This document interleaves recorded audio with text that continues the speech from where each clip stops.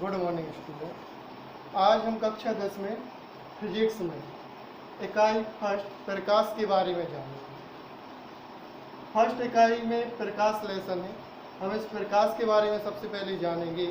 तो प्रकाश है क्या। जब कभी हम किसी अंधेरे कमरे में प्रवेश कर जाएं तो हमें कुछ भी दिखाई नहीं देता, लेकिन यदि कमरे में कोई बल्ब या मोमबत्ती जला दी जाए तो कमरे के अंदर उपस्थित हमें सभी वस्तुएं दिखाई देने लगती हैं। ऐसा क्यों होता है? ऐसा इसलिए होता है कि बल्ब या मोमबत्ती से निकलने वाले जो विकिरण हैं वह वस्तुओं से टकराते हैं और वस्तुओं से टकराने के दौरान परावर्तित होकर हमारी आंखों तक पहुंचते हैं, जिसके कारण हमें वस्तुएं दिखाई देती हैं। तो हम कह सकते हैं प्रकाश एक प्रकार के विकिरण है जिनकी सहायता से हम वस्तुओं को देख सकते हैं। सूर्य से हमें ऊर्जा प्राप्त होती है और सूर्य के प्रकाश से हम वस्तुओं को देख सकते हैं। तो अतः प्रकाश क्या है? एक प्रकार की ऊर्जा है। तो हम प्रकाश की परिभाषा जानेंगे। प्रकाश ऊर्जा का वह रूप है जिसके कारण हमें वस्तुएं दिखाई देती हैं। अब हम प्रकाश के गुणों के बारे में जानेंगे। प्रकाश के गुण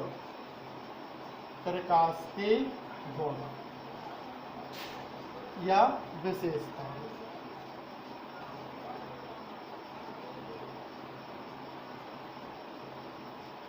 तो पहला पॉइंट, प्रकाश सदैव सीधी रेखा में गमन करता है। प्रकाश सदैव सीधी रेखा में गमन करता है। फिर हम प्रकाश की चाल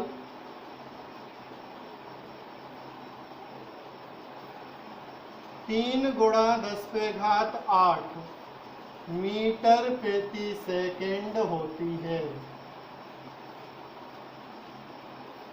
तीसरा पॉइंट, प्रकाश की तरंगदैर्घ्य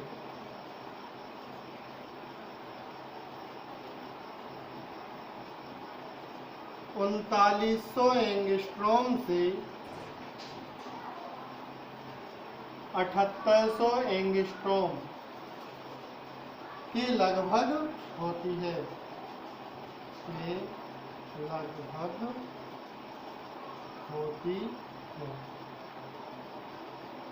प्रकाश विद्युत चुंबकीय तरंगों के रूप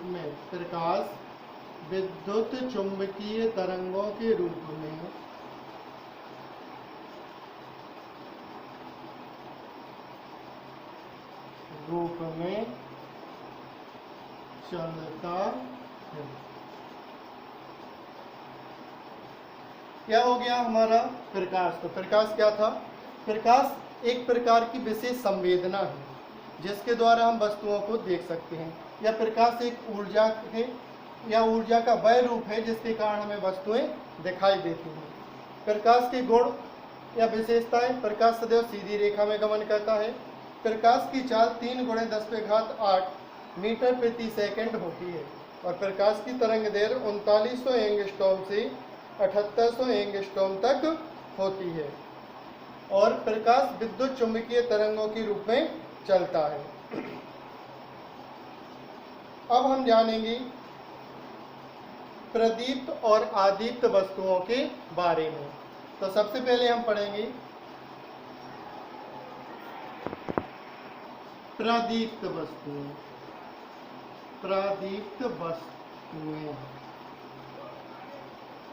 देखिए, दीप्त का मतलब क्या है? जलना। और यहाँ प्रा से तात्पर्य निकालेंगे स्वयं। तो प्रदीप्त का तात्पर्य क्या है? प्रदीप्त का तात्पर्य क्या है? प्रा का तात्पर्य निकालेंगे स्वयं और दीप्त का मतलब निकालेंगे हम जलना, मतलब स्वयं जलना। तो प्रदीप्त वस्तुएं क्या है? वे वस्तुएं जो स्वयं का प्रकाश उत्पन्न करती हैं। प्रकाश उत्पन्न करती हैं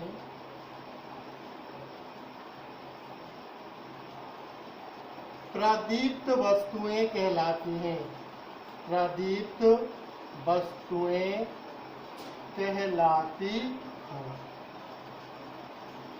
जैसे अब कौन कौन सी ऐसी वस्तुएं हैं जिनमें स्वयं का प्रकाश होता? सूर्य, बल्ब, मोमबत्ती,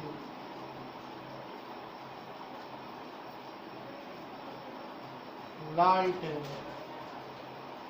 आदि। ये ऐसी वस्तुएं हैं जो स्वयं का प्रकाश उत्पन्न करती हैं। अब हम कहें चंद्रमा, तो चंद्रमा का स्वयं का प्रकाश नहीं होता है, बल्कि वह प्रदीप्त वस्तुओं की सहायता से ही प्रकाशित होता है। अब हम पढ़ेंगे आदीप्त वस्तुएं। आदीप्त वस्तु, आदीप्त वस्तुएं क्या हैं? वे वस्तुएं, प्रदीप्त में पढ़ा था, वे वस्तुएं जो स्वयं का प्रकाश उत्पन्न करती हैं। आदीप्त वस्तुएं क्या है? वे वस्तुएं जो स्वयं का प्रकाश उत्पन्न नहीं करती हैं, स्वयं का प्रकाश उत्पन्न नहीं करती हैं, उत्पन्न नहीं करती हैं, बल्कि प्रदीप्त वस्तुओं की सहायता से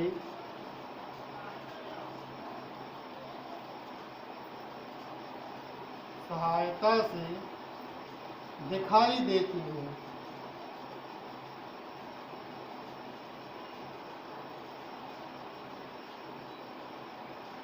आदीप्त वस्तुएं कहलाती हैं।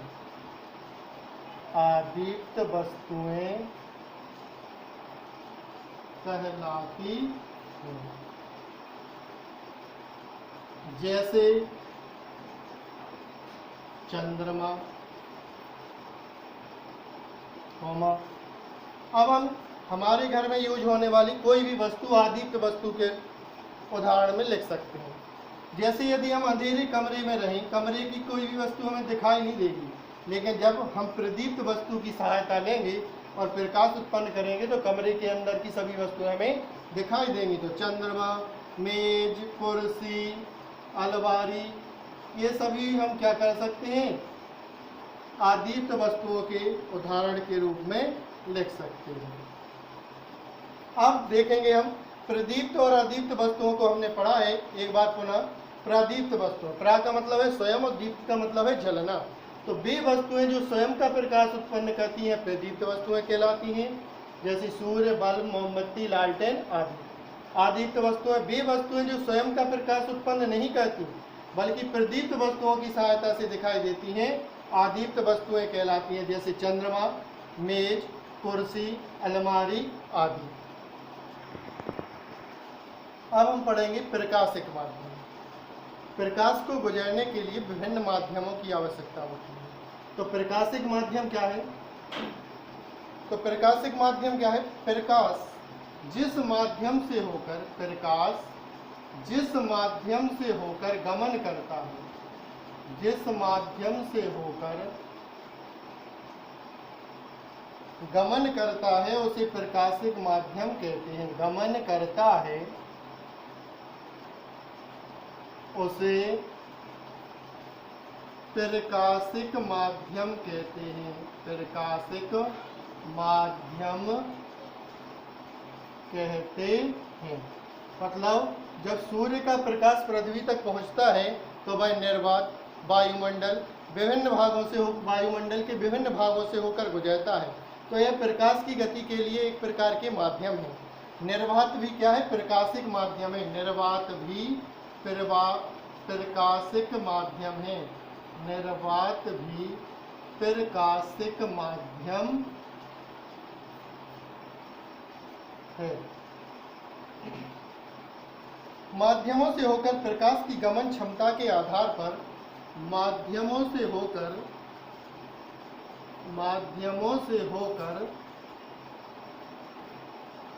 प्रकाश की गमन क्षमता के आधार पर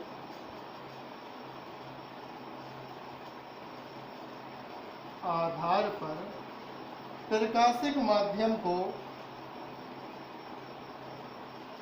प्रकाशिक माध्यम को 3 भागों में बांटा गया है। पहला है पारदर्शक माध्यम। पारदर्शक माध्यम, पारदर्शक माध्यम हम सभी जानते हैं। पारदर्शक का मतलब है जिसके आर पार दिखाई दे। तो परिभाषा क्या कहेंगे? ऐसा माध्यम जिसके आर पार प्रकाश गमन कर सकता है क्या कहलाता है? पारदर्शक माध्यम कहलाता है। पारदर्शक माध्यम क्या है? जैसे वायु, कांच, जल आदि।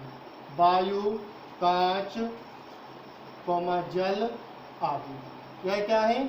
एक प्रकार के पारदर्शक माध्यम है। वायु, कांच और जल, इनसे प्रकाश क्या कर सकता है? आसानी से आर पार गमन कर सकता है। तो पारदर्शक माध्यम की परिभाषा क्या है?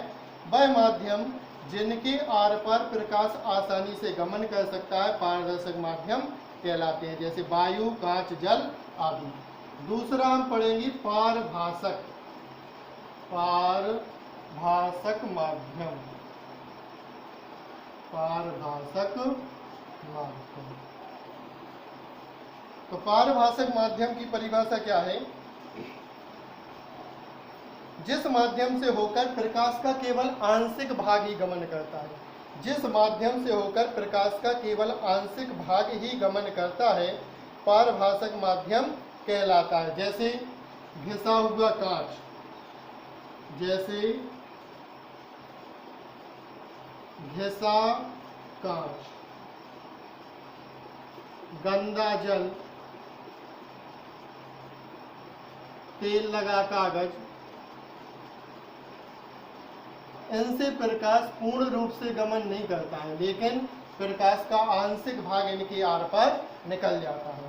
तो पारदर्शक माध्यम वह माध्यम जिसमें प्रकाश का पूर्ण भाग आर पार निकल जाता है पारदर्शक माध्यम कहलाता है, जैसे वायु, कांच, जल आदि।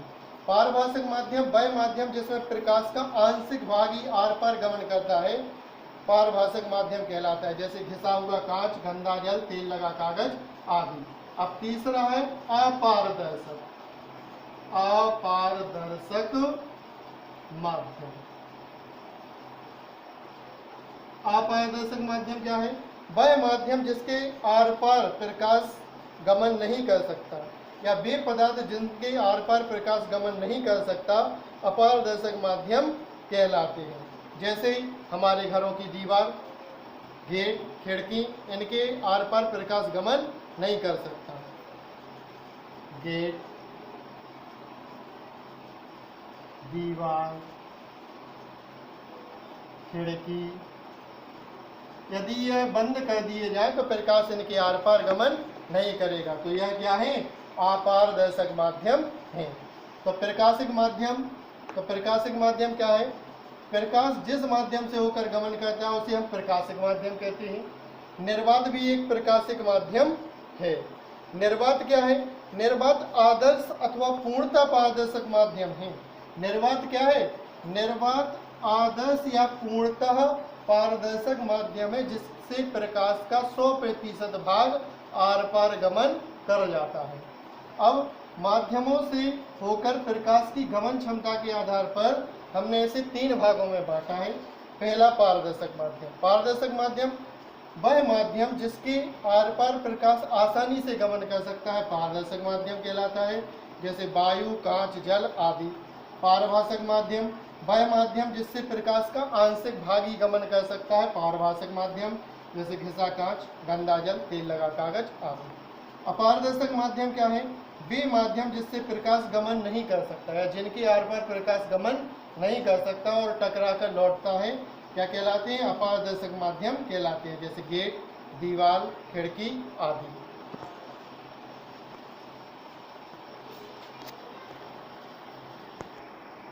अब हम पढ़ेंगे प्रकाश किरण के बारे में। प्रकाश किरण क्या होती है? तो देखेंगे जब किसी समान माध्यम में एक बिंदु से दूसरे बिंदु तक प्रकाश जिस ऋजु रेखी मतलब एक सीधी रेखा में होकर जाता है, उसे हम क्या कहते हैं? प्रकाश की किरण कहते हैं। प्रकाश की किरण क्या है? प्रकाश की किरण जब समान माध्यम में एक बिंदु से दूसरे बिंदु तक प्रकाश जिस ऋजु रेखीय मार्ग से होकर जाता है, उसे प्रकाश की किरण कहते हैं। और एक ही दिशा में जाने वाली प्रकाश किरणों के समूह को, कई किरणें हो सकती हैं, एक ही दिशा में जाने वाली प्रकाश किरणों के समूह को हम क्या कहते हैं? प्रकाश पुंज कहते हैं। एक ही दिशा में जाने वाली प्रकाश किरणों के समूह को हम प्रकाश पुंज कहते हैं। प्रकाश पुंज 3 प्रकार के होते हैं। प्रकाश पुंज 3 प्रकार के होते हैं। 3 प्रकार के होते हैं। पहला, अभिसारी प्रकाश पुंज। अभिसारी प्रकाश पुंज। अभिसारी प्रकाश पुंज क्या है? यदि सभी प्रकाश की किरणें एक ही बिंदु पर मिल रही हो, यदि सभी प्रकाश की किरणें एक ही बिंदु पर मिल रही हो, तो इस प्रकार के पुंज को हम क्या कहते हैं? अभिसारी प्रकाश पुंज कहते हैं। यदि सभी प्रकाश की किरणें एक ही बिंदु पर आकर मिल रही हो, तो इस प्रकार के प्रकाश पुंज को अभिसारी प्रकाश पुंज कहते हैं। दूसरा है अपसारी प्रकाश पुंज। अपसारी प्रकाश पुंज, यह है अभिसारी प्रकाश पुंज। अभिसारी प्रकाश पुंज। अपसारी प्रकाश पुंज क्या होता है? यदि सभी प्रकाश की किरणें एक ही बिंदु से आती हुई प्रतीत हो, यदि सभी प्रकाश की किरणें एक ही बिंदु से आती हुई प्रतीत हो, तो इस प्रकार के प्रकाश पुंज को हम क्या कहते हैं? अपसारी प्रकाश पुंज कहते हैं। अब हम तीसरा देखेंगे। तीसरा है समांतर प्रकाश पुंज। समांतर प्रकाश पुंज। तो समांतर प्रकाश पुंज क्या है? यदि प्रकाश की किरणें परस्पर समांतर रूप से गति करें, यदि प्रकाश की किरणें एक दूसरे के समांतर गमन करें, तो इस प्रकार के प्रकाश पुंज को हम क्या कहते हैं? समांतर प्रकाश पुंज कहते हैं। तो हम देखेंगे, किसी समान माध्यम में एक बिंदु से दूसरे बिंदु तक प्रकाश जिस ऋजु रेखीय मार्ग में होकर जाता है, उसे हम प्रकाश की किरण कहते हैं। और एक ही दिशा में से जाने वाली प्रकाश की किरणों के समूह को हम प्रकाश पुंज कहते हैं। प्रकाश पुंज 3 प्रकार के हैं। पहला अभिसारी, यदि प्रकाश की सभी किरणें एक ही बिंदु पर आकर मिलती हैं, तो उसे हम अभिसारी प्रकाश पुंज कहते हैं। यदि प्रकाश की किरणें एक बिंदु से होकर जाती हैं, तो उसे हम क्या कहते हैं? अपसारी प्रकाश पुंज कहते हैं। और यदि सभी प्रकाश की किरणें एक दूसरे के समांतर गमन करती हैं, तो इस प्रकार के प्रकाश पुंज को हम समांतर प्रकाश पुंज। अब हम प्रकाश के परावर्तन के बारे में पढ़ेंगे। प्रकाश का परावर्तन। अभी तक हमने जितना भी पढ़ा है वह प्रकाश का परिचय था। अब हम प्रकाश के परावर्तन के बारे में अध्ययन करने से पहले हम कुछ बातें आपको बताना चाहते हैं। हमें आगामी वर्ष में बोर्ड की परीक्षा देनी है, और इस लॉकडाउन की वजह से जो दिनों दिन बढ़ता जा रहा है, हमें अपनी पढ़ाई को जारी रखना है। इसलिए हम लोग जो भी हमें इन ऑनलाइन कक्षाओं के माध्यम से पढ़ाया जा रहा है, उसका नियमित अध्ययन करेंगे, और जो ना आया है उसे हम इसी व्हाट्सएप ग्रुप के माध्यम से अपने अध्यापकों से पूछते रहेंगे, और इन्हें अपनी कॉपियों पर नोट्स के रूप में बनाकर रखेंगे, ताकि हम इन्हें धीरे धीरे रिवीजन कर सकें और याद रख सकें। अब हम देखते हैं प्रकाश के परावर्तन के बारे में। तो अभी तक हमने प्रकाश का परिचय पढ़ा है, अब हम पढ़ेंगे प्रकाश का परावर्तन। परावर्तन क्या होता है? देखिए, जब कोई प्रकाश की किरण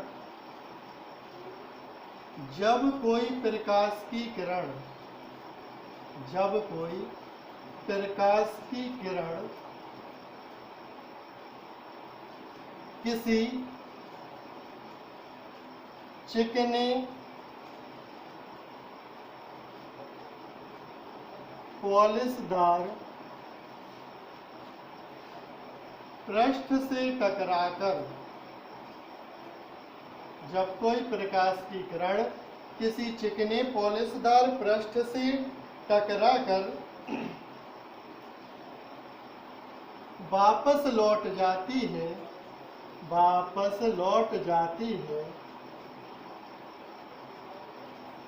तो इसे हम प्रकाश का परावर्तन कहते हैं। प्रकाश का परावर्तन क्या है? जब कोई प्रकाश की किरण किसी चिकने या पॉलिशदार पृष्ठ से टकराकर वापस लौट जाती है तो इसे हम प्रकाश का परावर्तन कहते हैं। या जब कोई प्रकाश की किरण, मान लीजिए यह एक समतल दर्पण है, क्या है? समतल दर्पण। इसमें हमने क्या किया, एक पृष्ठ पे पॉलिश कर दी और दूसरा पृष्ठ परावर्तक है। समतल दर्पण हम लोग अपने घरों में प्रतिदिन अपना चेहरा देखने के लिए दर्पण का प्रयोग करते हैं, वही दर्पण है यह। इसमें क्या होता है, एक और पॉलिश होती है, जी लेड ऑक्साइड की पॉलिश है, लेड ऑक्साइड की पॉलिश, और दूसरा पृष्ठ परावर्तक होता है जिस पृष्ठ पर हम क्या कहते हैं, अपना चेहरा देखते हैं। तो जब कोई प्रकाश की किरण किसी चिकने पॉलिशदार पृष्ठ से टकराती है या इस दर्पण से टकराई, तो यहाँ टकराने के पश्चात परावर्तित होकर उसी माध्यम में वापस लौट जाती है। तो प्रकाश की किरण आई, चिकने पृष्ठ से टकराई और टकराने के बाद क्या हुई, उसी माध्यम में वापस लौट गई। तो जो किरण यहाँ पर आकर टकराती है उस किरण को हम कहते हैं आपतित किरण। कौन सी किरण है यह? आपतित किरण। और जो किरण यहाँ से टकराने के बाद वापस लौटती है इसे हम कहते हैं परावर्तित किरण। और जिस बिंदु पर यह टकराती है उस बिंदु को हम कहते हैं आपतन बिंदु। तो परावर्तन क्या है? जब कोई प्रकाश की किरण किसी चिकने पॉलिशदार पृष्ठ पर आपतित होती है तो वह पृष्ठ से परावर्तित होकर उसी माध्यम में वापस या उसी माध्यम में वापस लौट जाती है, इसे प्रकाश का परावर्तन कहते हैं। तो प्रकाश का परावर्तन, OA किरण हमने क्या की, M1 M2 एक हमारा समतल दर्पण है, इस पर हमने OA किरण आपतित की। यह किरण आपतन बिंदु O से परावर्तित होकर OB दिशा में चली जाती है।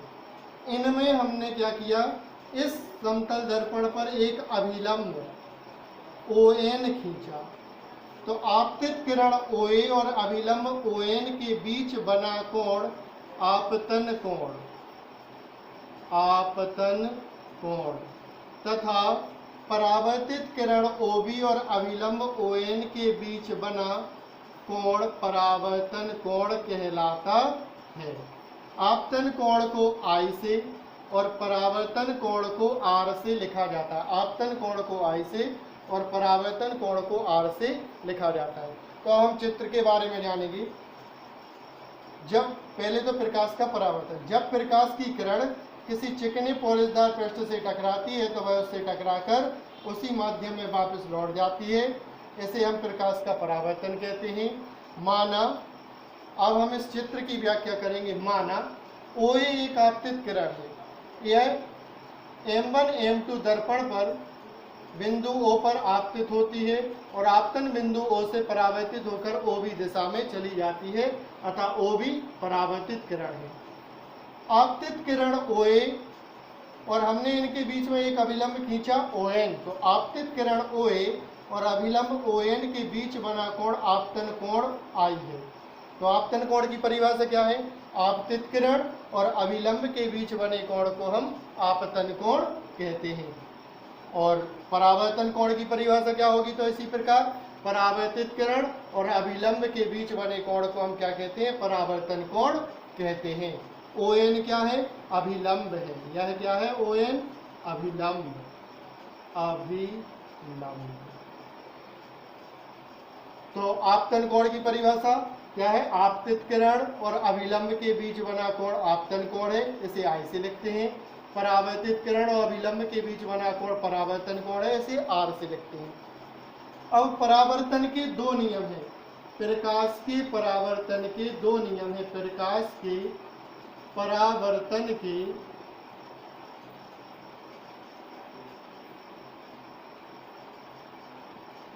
परावर्तन के दो नियम हैं। पहला, आपतित किरण, परावर्तित किरण और अभिलंब तीनों एक ही तल में या एक ही बिंदु पर स्थित होते हैं। आपतित किरण, परावर्तित किरण और अभिलंब तीनों एक ही तल में या एक ही बिंदु पर स्थित होते हैं। यह पहला नियम है। आपतित किरण, परावर्तित किरण,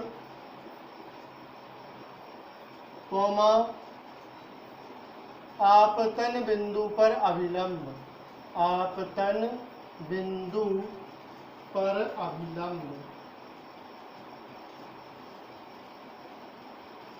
तीनों एक ही तल में स्थित होते हैं, स्थित होते हैं। दूसरा नियम क्या है? आपतन कोण I एवं परावर्तन कोण R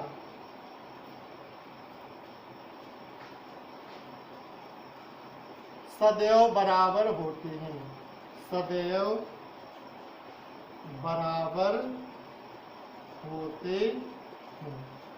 इन कोणों के बराबर होने से हम क्या तात्पर्य निकालेंगे कि प्रकाश की किरण जिस अभिलंब के साथ जिस कोण पर आपतित होती है, अभिलंब के साथ उसी कोण पर परावर्तित हो जाती है। तो आपतन कोण और परावर्तन कोण दोनों कैसे होते हैं? बराबर होते हैं। दूसरा नियम, पहला नियम, आपतित किरण, परावर्तित किरण और अभिलंब तीनों एक ही तल में स्थित होते हैं। और परावर्तन क्या है? प्रकाश का परावर्तन क्या है? प्रकाश की किरण के किसी चिकने या पॉलिशदार पृष्ठ से टकराकर उसी माध्यम में लौटने की घटना को हम प्रकाश का परावर्तन कहते हैं। प्रकाश का परावर्तन एक बार पुनः देख लें, यह बोर्ड परीक्षा के लिए मोस्ट है।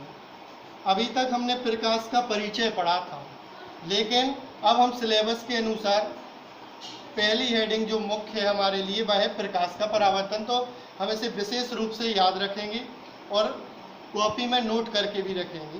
तो प्रकाश का परावर्तन एक बार और देख लें। जब कोई प्रकाश की किरण किसी चिकने पॉलिशदार पृष्ठ से टकराकर वापस लौट जाती है तो इसे हम प्रकाश का परावर्तन कहते हैं। देखिए, हमने OA किरण आपतित की, यह दर्पण से टकराकर, कौन सा दर्पण है यह? समतल दर्पण। कौन सा दर्पण है? समतल दर्पण। दर्पण क्या होता है? दर्पण का प्रयोग हम प्रतिदिन अपने घरों में चेहरा देखने के लिए करते हैं। तो यह उसी प्रकार का दर्पण है। नीचे इसके जो लेड ऑक्साइड की पॉलिश है जो हमने इन लाइनों के द्वारा दर्शा दी है, यह पॉलिश है। और इसका ऊपर का तल परावर्तक है, मतलब यदि हम ऊपर से कुछ भी देखें तो हमें दिखाई देगा। तो OA एक आपतित किरण है जो इस चिकने पॉलिशदार पृष्ठ से टकराकर यहाँ से परावर्तित होती है और OB दिशा में चली जाती है। तो इस प्रकार परावर्तन की परिभाषा क्या है? जब कोई प्रकाश की किरण किसी पॉलिशदार पृष्ठ से टकराती है और उसी माध्यम में वापस लौट जाती है तो इसे हम प्रकाश का परावर्तन कहते हैं। इसके परावर्तन के नियम आप समझ गए हैं, आप मुझसे कमेंट करके